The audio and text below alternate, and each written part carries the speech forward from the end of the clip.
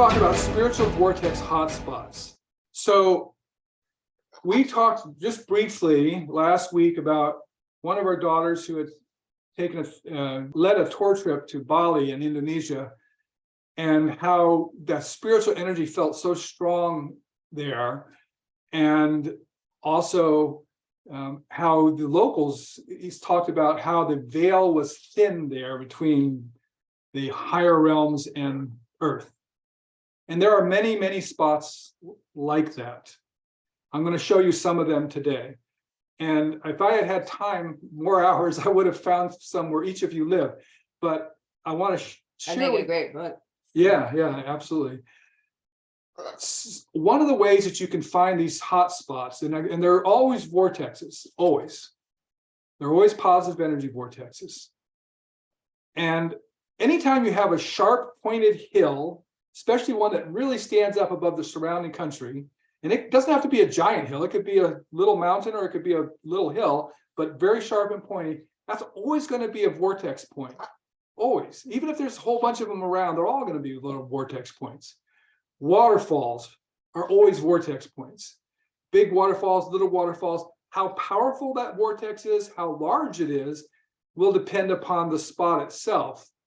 But those are spots, when you look around the place where you live, and just look for waterfalls, look for pointy peaks, you're going to find a great vortex there where you're going to be able to find a closer communion with your Heavenly Mother and Heavenly Father and Brother Yeshua. And that's really the point of all of those things, is you want to be able to find a place that has these type of vortexes, because they are going to always allow you to more easily connect to the divine, both outside of yourself with Elohim, and within yourself as a child of light, as a son and daughter of God. The son and daughter of God. So these spots are special. I'm going to just show you some. Now, I will also say that there's a lot of places you can go on the internet and you can find a lot of places say this is a power spot, this is a ley line, this is a vortex, whatever. And a lot of them are not. They have that reputation and it just gets passed around on the internet, and it's not. A good example is the big volcano on the island of Maui in Hawaii. In fact, I have a picture of Hawaii here, so I'll show you this. Okay, so right here, this big volcano that's right at the center of Hawaii, of Maui, which is one of the islands in Hawaii. And that you can look up, everybody in the world says that that's a powerful vortex, powerful spot. And at one time it was, but it isn't anymore. And this is why. If you see the Hawaiian Islands, they're a chain. You see this, how it's a chain like this? Well, these are all volcanoes. Well, what happened? How did they all get to be like this? Why are they all in a chain? The reason they're in a chain is on the crust of the earth, right here at this spot currently, is what's called a hot spot. And this is a place where the mantle of the earth is very thin. And so it's very easy for molten magma from in the interior of the earth to come up at that spot. But guess what? All of this surface area, even the stuff that's under the water, all the crust of the earth is moving. It's on a crustal plate that's like floating on this molten mass underneath, and it's moving. And this plate is moving this way. It's moving here. So the hot spot remains exactly in the same spot, but the plate above is moving. And so if you look at this island, Kauai, this is the older island in this chain. And at one time, Kauai, which is now here, was here, because this is where the hot spot is. But the plate moved. So the volcano that's on Kauai will never, ever erupt again. It's an extinct volcano because it's no longer over the hot spot. The plate moved. And then the next island was Oahu, and it was over the hot spot. It used to be here. And it erupted and made the island of Oahu, and then the plate moved, kept going this direction. So then we had Molokai and Lanai and Maui, and now the big island of Hawaii is over the hot spot, and it happens to be erupting right now. And so that is a very powerful spot right now This was a very powerful spot when it was erupting, but now it's just this gigantic, I mean, really immense open crater that is a power spot. There is a vortex there. I'm not saying it's not there at all anymore, but it's not one of the world's best vortexes anymore. And I want to explain to you why this is. And what happens is that when these hot spots that don't have to be a magma spot, they can just be a hot spot for connection to Elohim. These places do become known, and it's not uncommon for in the past for monasteries and things like that to be built right over the top of these places. And so most of the places I'm going to show you today are natural places, but there are other places that have buildings that are built right over the top of these places because they were recognized from ancient times as very special spots of power and spots to connect to the divine. So we're going to start with where we live in Ashland, Oregon. Here's one of those very, very powerful spots. This is called Pilot Rock. And you can see it's surrounded by forest, and it just juts up out of the forest. Now, this rock is made of the mineral basalt. And you see all these vertical lines like this. These are called basalt towers. Any place in the world that you find a basalt tower, that is going to be an extremely powerful vortex on the top of it, but also surrounding it for at least a half a mile around in every direction. And that's the other thing is one of the distinctions of a very powerful vortex is it covers a very large area. If you go to a vortex nearby where you live that maybe is a pointy hill, that whole circle, the perimeter of that vortex may only be 100 meters in any direction. But if you go to a vortex that's a very powerful vortex like Pilot Rock, then that vortex is easily going to be super powerful up to a half mile away in any direction from that. But of course, the most powerful point will be the center right on the top. And Pilot Rock is a rock that we can climb up. We have led some of our groups up to Pilot Rock to this point right here. And let me tell you, when you're standing there, you got to be careful not to fall off the rock because the energy is so powerful. It's really hard to stand. You almost have to sit down to make sure you're safe because it's so powerful that it just moves you around. Okay, so that's one place. One of the reasons we live where we live is it's got all these amazing, super powerful, positive energy vortexes all within an hour or two of where we live, or most of them. Perfect. And I'm only community. Yeah, it's a great place for a community. And I'm just showing you a few here. Okay, there's many more, but these are some of the great ones. That's one of them. Here's another one. This is Kawanda. You've heard us speak about Kawanda before. Kawanda is a 300-foot sand dune. This is what you're seeing here that juts out into the Pacific Ocean like this. And normally the Pacific Ocean would eat this sand dune away very quickly and it would be gone. But underneath this sand dune is rock. So the sand actually sits on top of the rock and the ocean hits the rock, but it never hits the sand dune because it's up above it. So it's almost hard to get perspective on how big this thing is. It looks little, but it's actually, from this angle, it looks small. But let me point out that this is a beach and these are cars. These little teeny things are cars right here. This is a car. And these little teeny specks are people. And these are 3-story condos here. So that gives you a little perspective on how big this is. This is actually 100 meters tall, 300 feet tall, just to give you a perspective. Now, Kawanda was already we rate positive energy vortexes on a scale of 1 to 10 usually. And Kawanda was already a 9. But the solar eclipse we had in 2019, the center of that solar eclipse, the full total solar eclipse line, went right over the top of Kawanda, imbuing it with an immense amount more magical energy. So now it became off the scale. It's no longer a 9, it's like a 12 now, even though it's off the scale. Okay, moving on. We have Crater Lake. This is also near our house, about an hour and a half away. This is a giant volcano caldera.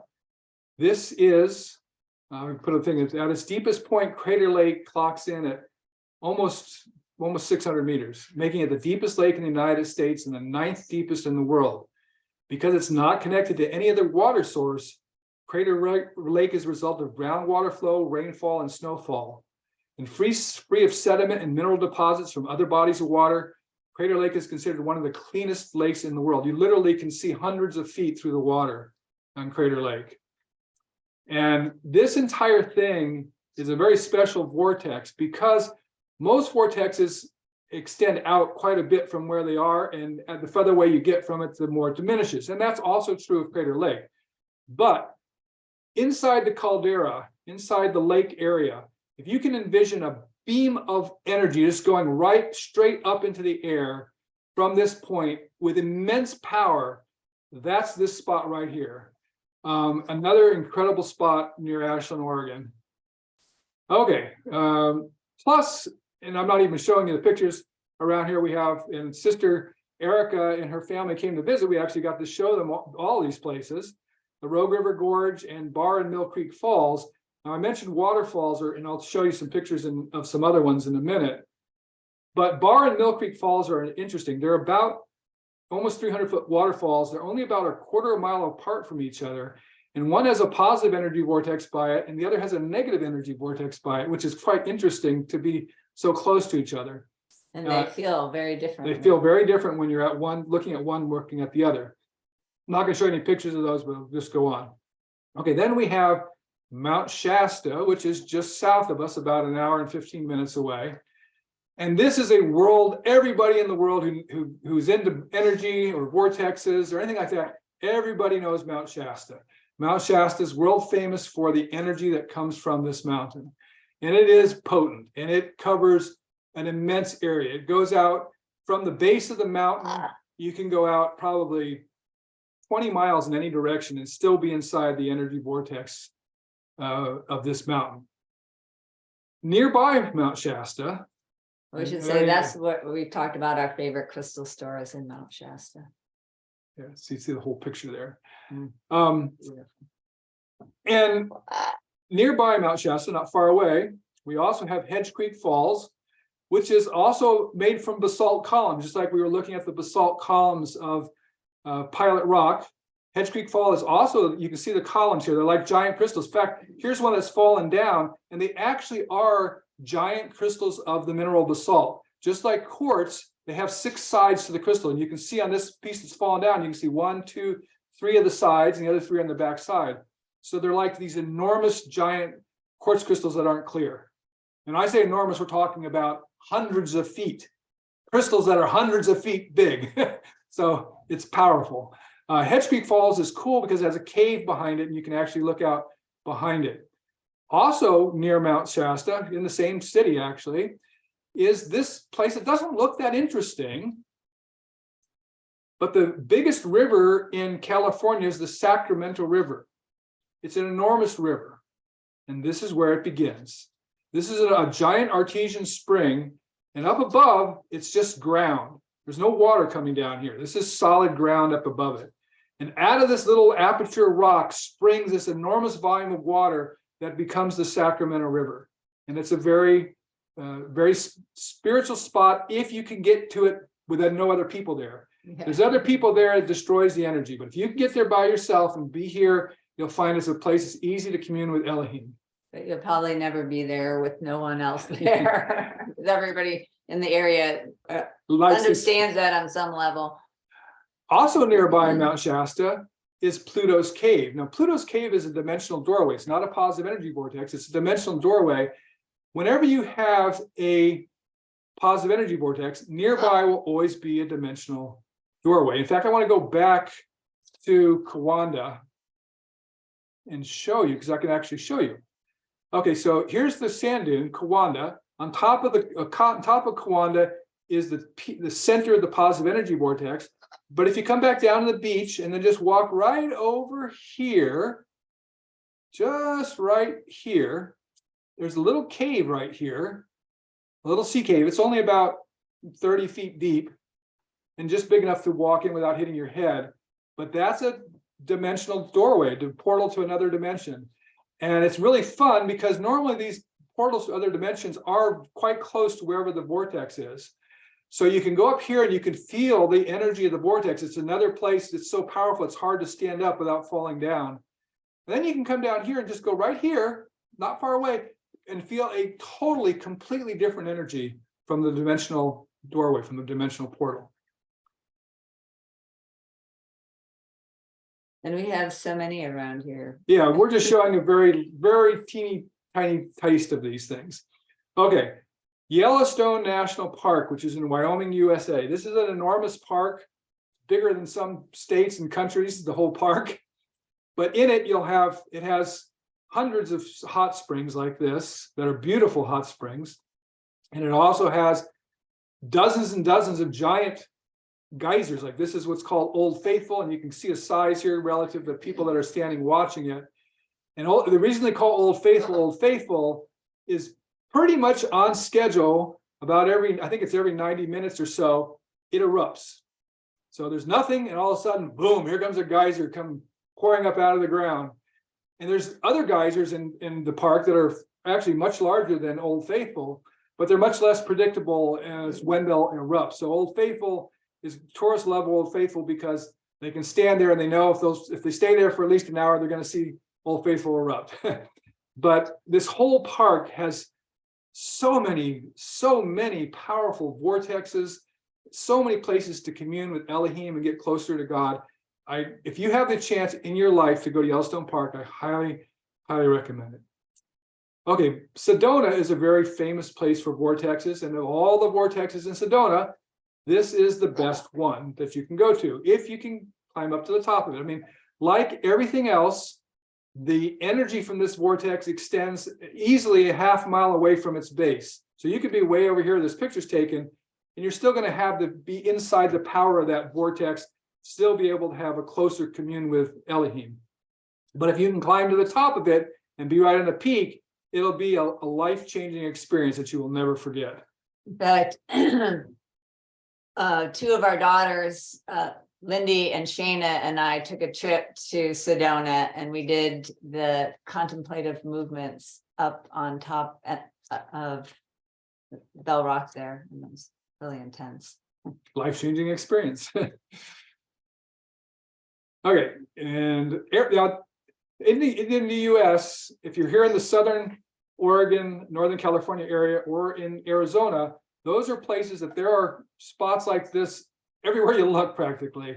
There's just so many of them that you could spend your entire summer vacation in either one of these spots and never run out of places to go to positive energy vortexes. Here's another one. I posted this picture in MeWe of the wave in Coyote Butte North. For perspective, there's a person I put in this picture so you can see the size.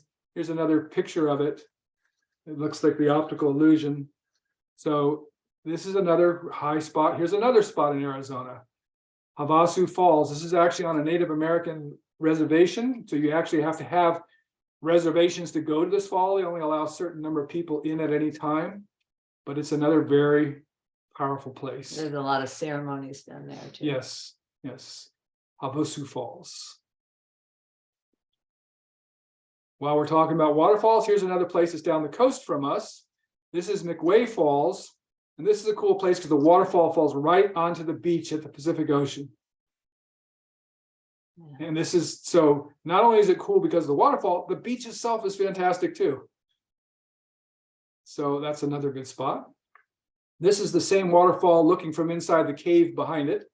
Just like Hedge Creek Falls by Mount Shasta, there's a cave behind it that you can go inside and be looking out through the waterfall at the ocean.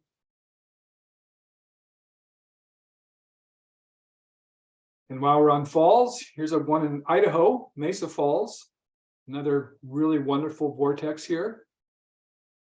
And this actually falls into an ancient volcanic caldera. So this was the throat of a volcano. So at one point, this was erupting ash and lava come pouring out. In fact, all this ground here is lava that's erupted out.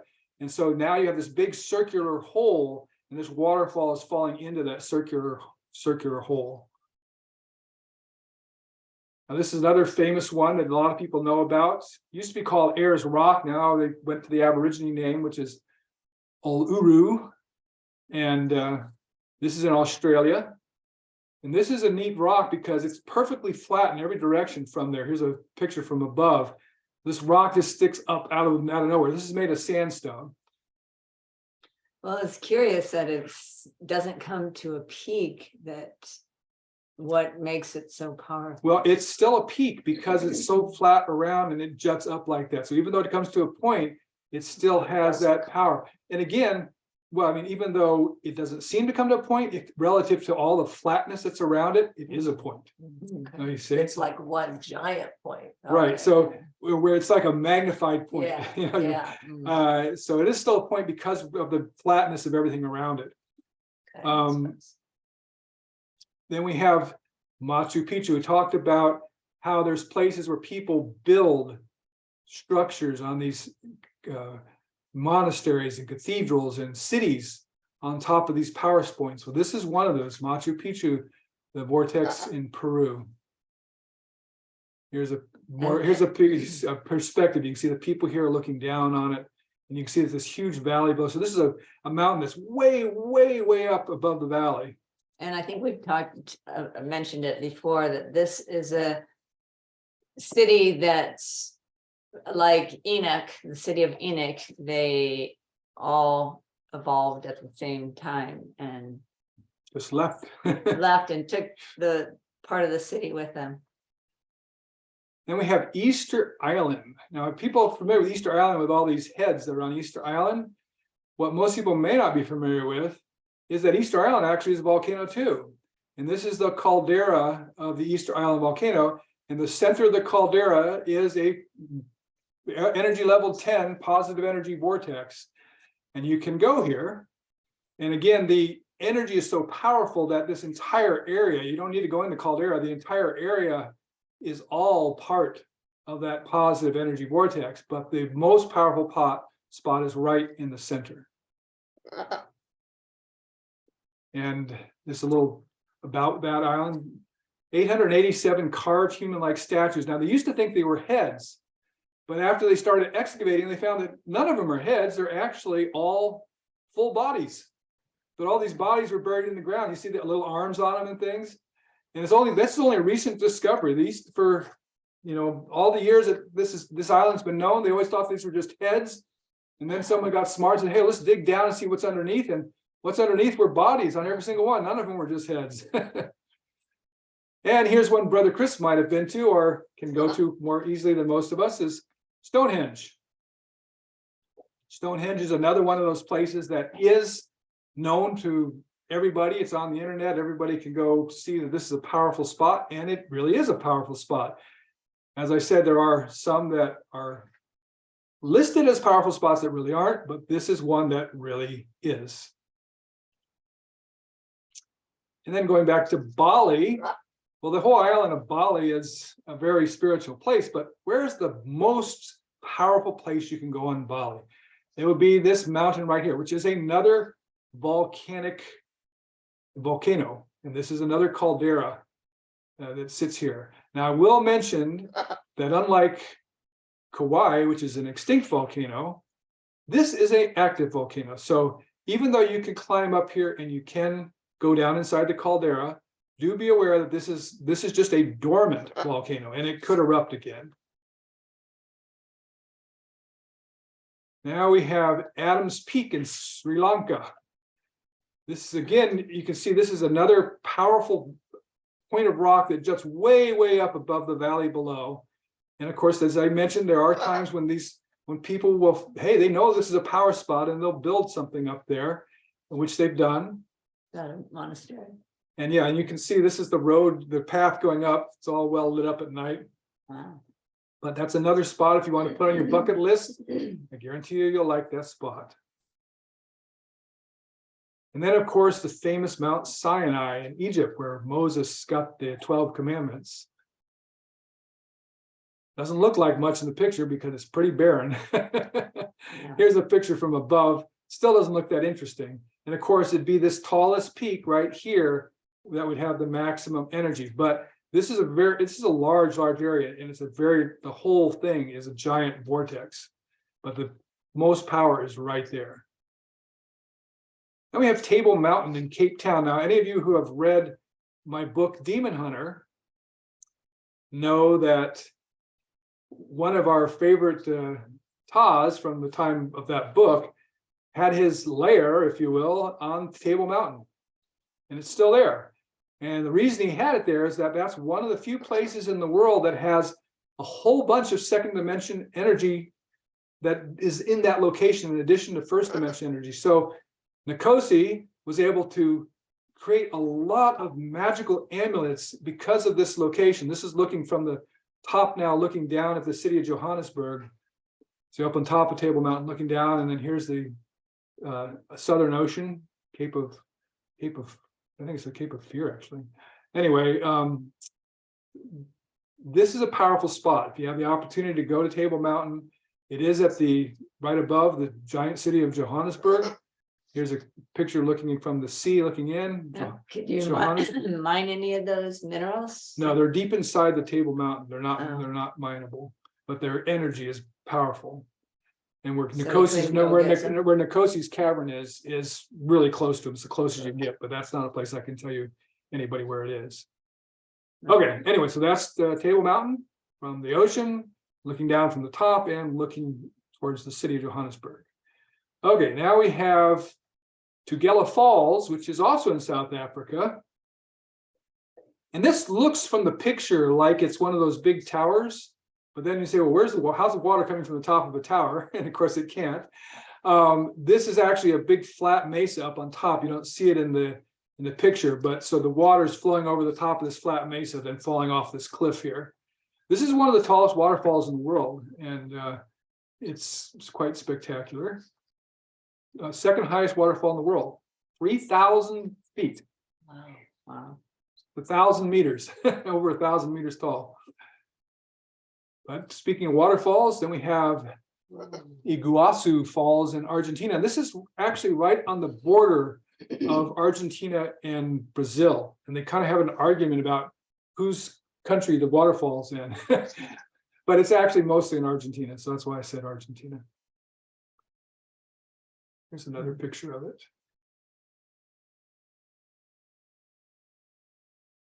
And then, of course, the Great Pyramids of Giza, Egypt. These were put here because this is a powerful, powerful spot. And the energy that extends from here is quite large. So even if you're standing here, you're going to be inside that vortex and you're going to feel that energy.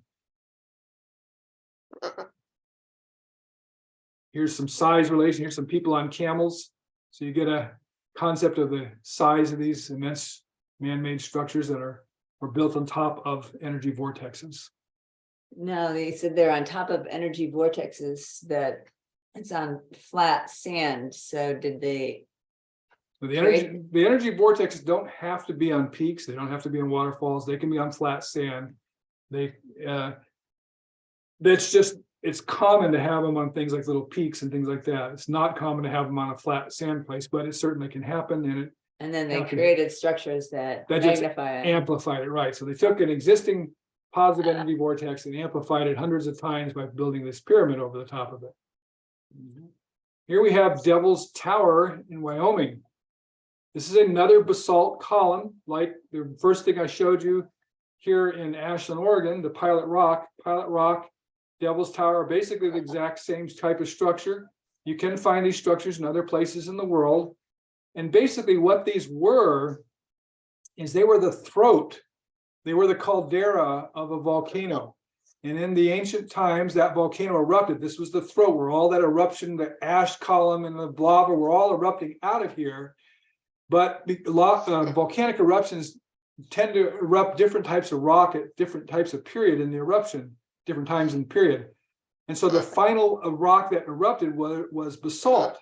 But the rock that erupted before that was much softer. And over the millions of years, that other rock all eroded away. It's gone. But the harder rock of basalt that was the throat of the volcano remains. And here it is. And again, the energy vortex from this extends in a very wide area, over a mile away from this rock. And so even if you're at the base of it, you're going to be in very powerful, powerful energy. Can you climb up there? It is possible to climb up there, but it's not something you can do as a tourist. They don't have a trail up to it. Because Pilot Rock does. Pilot Rock does, right. This is much larger than Pilot Rock.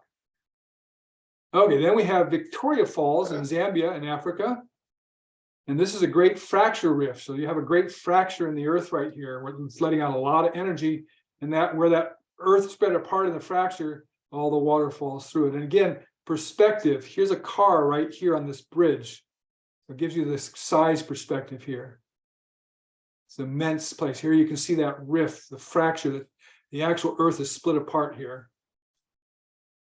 And then for Brother Estevez, are you there? Here's a place in your home Oh, country. I'm still here. Okay, well, here's a place in Brother Estevez's home country. I'm going to let you pronounce that for us, Brother Estevez. How do we say this? Banjok. Okay. Have you been there before? Well, it's quite far away from my city, so I still haven't got a chance But to go he's, there. he's closer than the rest of us, so Right. hopefully he'll get there at some point. And here's an aerial picture of that amazing waterfall.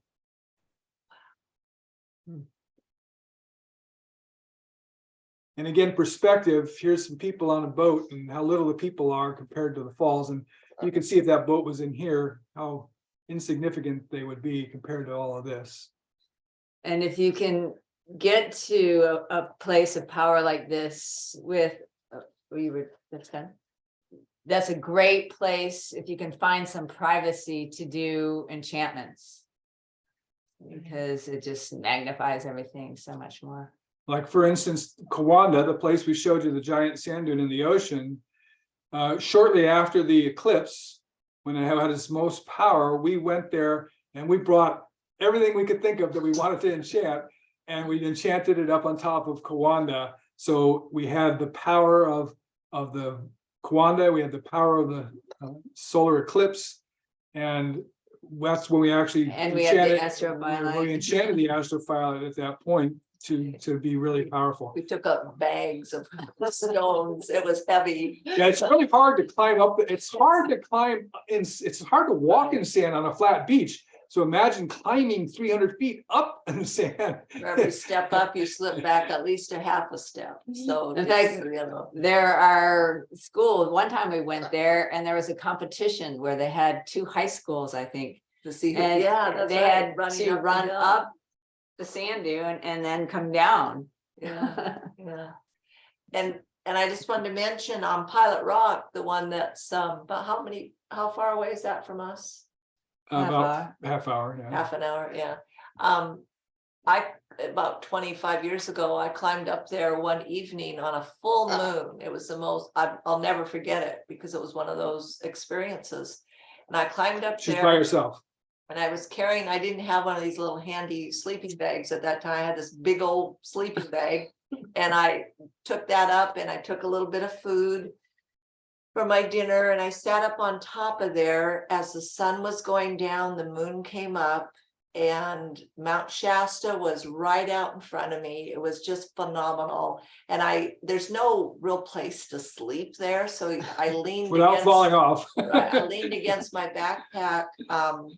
Again, I was on rock, so it wasn't like comfortable, but it was awesome. And all night long, I kept waking up because the moon was shining on Mount Shasta, which had some snow on it. This was in October, and I'll never forget it. It was just one of those special times. So yeah, when you're on top of Pilot Rock, of course you have a 360-degree view, but if you're looking south, you're looking across an immense valley below you, and in the distance, that's close, still in the distance, is Mount Shasta, which is another vortex. Yeah. And so it's good, quiet. And then if you add the full moon, it's like one of those lifetime unforgettable Yeah. moments. Well, and then there's 2-dimensional doorways up there. Yeah. Right. Yeah. Then the next morning, it's the last part of the hike is just rock. So you go down kind of carefully. And the rest, when you get halfway down, then it's just a trail that's steep but windy. So that's easy. But there's one tricky place to come off of the rock. And I gently dropped my sleeping bag, which was rolled up, figuring it would just stop. Well, instead it just rolled right on down, went off over an edge where the trail was not, and it belonged to him. And I did not dare come back without that. That was his special sleeping bag, he told me. And so I had my pendulum with me.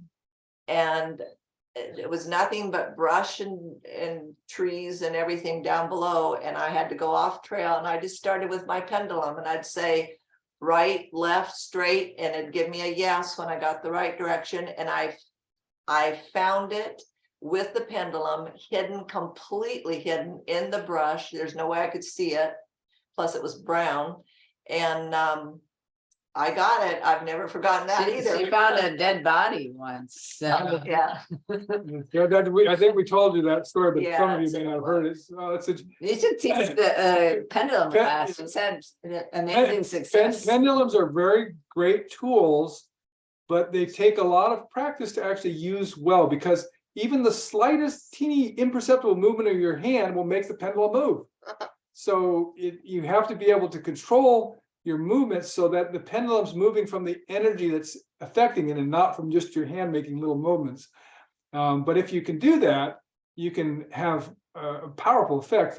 I'll just real quickly, when we lived in Florida, and we heard on the news in another county, wasn't even in our county, but another county, somebody had been murdered, and they were trying to catch the murderer, and they hadn't found the body. They knew the lady had been murdered, and and it was in our area, our Well, no, neighborhood. well, and it was dumped, well, they said. well, they thought it was that they They thought that the guy had traveled from the place that he did the murder, and he had gone to another city, and that would have traveled through our county to get there.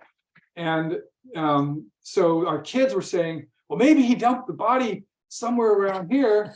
And Sky said, well, we can use the pendulum to find out. And so she took the pendulum and says, oh yeah, looks like could be right here. Let's follow the pendulum, see where it leads us.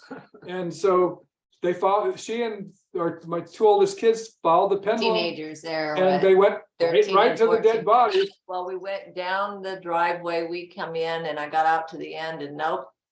I was told, it showed me I had to go back, and then we went up a private driveway, and I did not know there was nobody living in that house. But it's probably good I didn't know, because I didn't want to actually see the body with the kids in case it was just laying there. And as we walked up the driveway, and I started getting this really bad feeling, and I just looked at the kid. I said, okay, I don't see it anywhere around here. We're going to go home. But the next day, the news people, somebody found it. It was just on the back of that house. And, you know, the news crew was out filming and everything. So that was fun. Well, then Ty, my son, who was at the time, what, 14 or 15? Yeah. 13. Anyway, with the news people there, he's trying to tell them, yeah, we found this body with a pendulum yesterday. And they just didn't didn't even ignore them. Yeah. That's funny how many children speak great truths that adults just don't ever listen to. Yeah. Yeah. Okay, so that's what I have for you today.